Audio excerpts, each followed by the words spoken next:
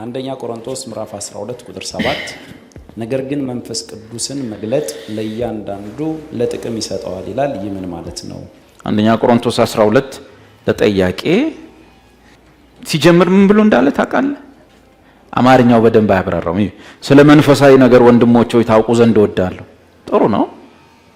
ጥሩ ነው። ስለ መንፈሳዊ ነገር ታውቁ ዘንድ እወዳለሁ ማለት ጥቆማ አለው ውስጡ። ስለ መንፈሳዊ ነገር ዕውቀቱ ጎሏችኋል። ግን ምንድነው መንፈሳዊ ነገር? በዚህ ቦታ ላይ መንፈሳዊ ነገር ሰፊ ነው። በዚህ ቦታ ላይ ግን ያለው ስለ መንፈስ ቅዱስ የጸጋ ስጦታዎች ኢግኖራንት እንድትሆኑ አልወድም። ኢግኖራንት ምን ማለት ነው? አቦቶኝ የመጽሐፍ ቅዱስ አትበል ምናምን ሃሌ እንዲያነሰው ምን ይባላል? ኢግኖራንት ይባላል። ባክ ቃላት በል ጥቅስ አታብዛ ምናምን ሐውሳቱ ነው ዋናው ነው። አዎ you are ignorant ነህ። ኢግኖራንት አማያውቀውም ለማወቅ የማይፈልግ ማለት ሲሆን በከተሜ ቋንቋ ጥሩ ቃል አይደለም። ገብታችኋል? ቀስ ብላችሁ አጠጋችሁ ላይ ኦኬ። እዚህ ጋር እንየው። ስለ መንፈሳዊ ነገር ሲል ምን ማለት ነው ሲል ስለ መንፈስ ቅዱስ የጸጋ ስጦታ እንድታውቁ ወዳለሁ። ጳውሎስ ይሄን ያለበት ምክንያት ምንድነው? ማህበሩ በሙሉ ምን ሆኖ አገኘው? እብድ። የእብድ ማህበር ሆነ። ትልቁም ሰውዬ ትንሹ ሁሉም የእብድ ቤት አድርገውታል። ስለ መንፈሳዊ ነገር የሚለውን እንግሊዘኛው now about the spiritual gifts። ስለ መንፈሳዊ ነገር ማለት about ስለምን the spiritual gifts, the special endowment given by the Holy Spirit ማለት ነው። Brother and sister, I don't want you to be uninformed። ሌላ ደግሞ ኪንግ ጄምስ ignorant። ኪንግ ጄምስ ኦር የሆነ የጥንት የላችሁ ምን ይላል? uninformed ወይንም ignorant ይሆነ uninformed ምንም መረጃ የሌለው ማለት ነው። ስለ ጸጋ ስጦታዎች ከመረጃ ውጭ ነው፣ ግን በቃ እኔ ጋር ነው ያለው ኃይሉ እሳቱ ምናምን የሚል ሰውዬ ማለት ነው። Now concerning spiritual gifts ምን brethren I would not have you ምን ignorant ደግሞ ይብሳል። uninformed የሆነ ሰው ኢንፎርሜሽን የሌለው ብቻ አይደለም፣ ራሱ ለማወቅ የማይፈልግ ignorant ማለት ቅድም ያልኳችሁ ማለት እንደሱ እንድትሆኑ አልወድም። እና ምን እንድናውቅ ፈለገ? እንድናውቅ የፈለገው ቁጥር 4 ነው እንድናውቅ የፈለገው የጸጋ ስጦታ ልዩ ልዩ ነው። ምን ገጥሞት ነው ማለት ነው? ሁሉም አባላት በስንት ጸጋ ላይ በአንድ ስጦታ ላይ ሲቧችሩ አግኝቷቸው ቤቱ የእብድ ቤት መስሏል። ራሱ ነው ይጽፋል። እብድ የሚለውን ቃል እኔ አልተጠቀምኩም። ኢግኖራንትንም ራሱ ነው የተጠቀሙ።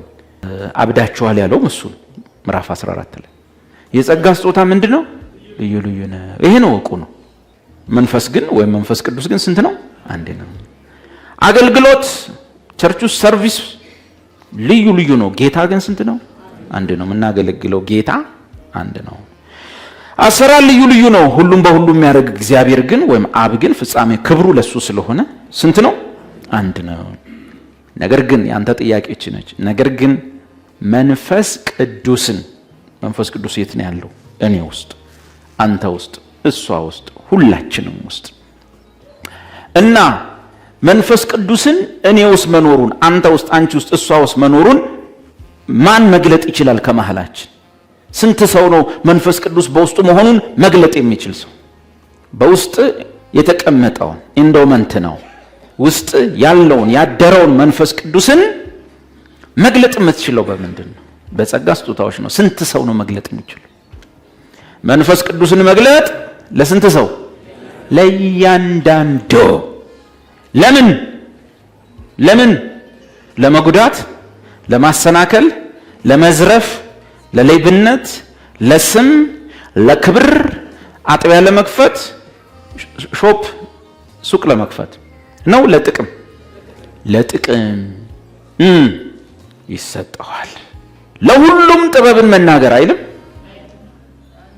ለስንቱ ነው የሚለው? ተው አትስሙ፣ ተው ዝም ብሎ አሜን ቀረኮ እሱ ለስንቱ? ለአንዱ። ለሁሉም ጥበብ መናገር አይሰጥም። ለአንዱ እዚሁስ ለስንት ሰው እንደሆነ ጥበብ፣ ለአንዱም በዚያው መንፈስ ዕውቀት መናገርን ይሰጠዋል። ዕውቀት ማለት የመጽሐፍ ቅዱስ ዕውቀት አይደለም። በቀለ ነው አይደል? ስም አስቴር ነሽ አይደል? እህትሽ እንደዚህ የሚለው ማለት ነው። የእውቀት ጸጋ ይባላል። እውቀትን መናገር ይሰጠዋል። ለአንዱም በዚያው መንፈስ እምነት፣ የመዳን እምነት ሳይሆን ሰስቴኒንግ ፌዝ ነው። ለአንዱም በአንዱ መንፈስ የመፈወስ ስጦታ። ለስንቱ? ለሁሉ ለአንዱ ያለ ለአንዱ። ስለዚህ ሁሉም ሰው አንድ አይነት ጸጋ ሊኖረው አይችልም። እንዴት እየሆነ ነው የሚሰጠው ማለት ነው? ቁጥር 11 ይህን ሁሉ ግን የአንዱ መንፈስ እንደሚፈቅድ ወይም መንፈስ ቅዱስ ማለት ነው እንደሚፈቅድ ለእያንዳንዱ ለብቻው ምን እያደረገ እያካፈለ ያደርጋል። እዚህ ውስጥ 10 ሰው ጥበብ ቢሰጠው 10 ሰው እውቀት 10 ሰው እንጂ ሁሉም ሰው አንድ አይነት ሊኖረው አይችልም። ይሄን ከምን ተነስተዋል? ከልሳን ተነስተዋል። ምን አይቶ? ሁሉም በልሳኖች ሲያወሩና ያወሩ ሲመስሉ። ምክንያቱም ግማሹ የውሸቱን ተለማምዶ የሚያወራለ፣ ኮርጆ የሚያወራለ፣ ዲሲቭ ተደርጎ የሚያወራለ፣ ከመንፈስ ቅዱስ የሚያወራለ። ሁሉም ካወራ ግን የሆነ ችግር ተፈጥሯል። ማህበሩ ወይ ዲሲቭ ተደርጓል ወይ በራሱ ሙከራና ጥረት እያዳበረው የመጣ ነገር አለ። እንግዳ ነገር ነው ይሄ። ከሁሉ በላይ ግን የምን ማረጋገጫ ነው ሲባል በእግዚአብሔር ቃል በመንፈስ ቅዱስ አስተምሮ በጸጋ ስጦታ ትምህርት ላይ ኢግኖራንት እውቀት አልባ መሆኑን ያሳያል። ሕፃናት መሆናችንን ያሳያል። ይሄንን አለና ወደ ምን እንደገባ ታውቃለህ? ከቁጥር 14 ጀምሮ እናንተ አንድ ላይ አካል ናችሁ፣ ሁላችሁም አካል ስትሆኑ በነጠላ ደግሞ ብልቶች ናችሁ። የአካል ብልቶች ናችሁ። በአካል ውስጥ ያሉ ብልቶች ደግሞ ኦርጋንስ ወይም መንበርስ የምንላቸው ደግሞ የሥራ ድርሻቸው አንድ አይነት አይደለም፣ ሊሆን አይችልም። ኩላሊት ስራው ውሃ ማጣራት መሰለኝ። ጉበት ደግሞ ደም ይሁን ምን እንደሆነ እኔ አላቅም፣ ብቻ ያጣራል። ጨጓራ መፍጨት መሰለኝ ስራው። እሱን በደንብ አውቃለሁ ሲፈጭ ስለማውቀው አይደል። ይቀረውን ወደ ጎን እጄ ብዙ አላየው። ብቻ የሆነ ስራ ድርሻ አላቸው። እውነት ውሸት? ጆሮ ያያል። አሜን። ምን ይላል? ይሰማል። አይን አይሰማም። ምን ያደርጋል? ሁሉ ስራቸው የተለያየ የሆነና ተዋቅረው አንድ ላይ አንድ አካል ሰርተው የሚያይ የሚሰማ የሚዳስስ የሚበላ የሚቀምስ ምናምን ሰው ይፈጥራሉ። እንዲህ ነው የሚሆነው በክርስቶስ አካል ውስጥ። እንዴት ሁላችሁም በልሳን ልትናገሩ ቻላችሁ? ጥያቄ አለኝ። ሁሉም ሲጮሁ ተገኝተው ያ ማለት እኮ አለ እንዳለ ቸርች ውስጥ ያለው ስንት ብልት ነው? አንድ መንበር ኦርጋን ወይም ብልት ነው። ስለዚህ አካል የሚባል እናንተ ጋር የለም። ከዛ ምን አላቸው? ሁሉ ብልቶች አይን ከሆኑ ማሽተት ወዴት ይገኛል? ስለዚህ የቆሮንቶስ ጉባኤ ማሽተት የማይችል ነው። ሁሉ ጆሮ ከሆኑ ማየት ወዴት አለ? እንዴት ሁላችሁ አንድ አይነት ስራ ልትሰሩ ቻላችሁ? ድርሻችሁ የተለያየ ሆኖ ሳለ በሚያሳዝን መንገድ አሁንም እንደ ዶክትሪንም ቀርጸው ልክም ይዟቸው መናገርማ ግዴታ ነው። ትናገራታለህ፣ ካልተናገርክ አታገለግል። እሺ እኔ ያልተሰጠኝን ኬት ላምጣ? እኔ እሰጥሃለሁ። ወደ የትኛው ትሄዳለህ? መንፈስ ቅዱስ አልሰጥ ሲል ወደ አመጡት ሁለተኛው ታክቲክና ቴክኒክ ትገባል። ምን? በልምምድ ለመናገር መሞከር። ስለዚህ እየኮረጅክ ከአካባቢ ከሚውሉ ሞክር።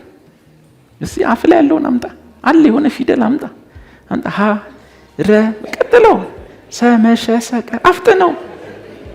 ወደዚህኛው ትሬኒንግ ትገባል። ጀማሪ መጀመሪያ ቀን ላይ እንደ ፊደል ገበታ ሀለ መሰረሰ ሸቀበተቸ እያልክ ትሄዳለህ። አራዳው ሰባኪ ቀይረው ይልሃል።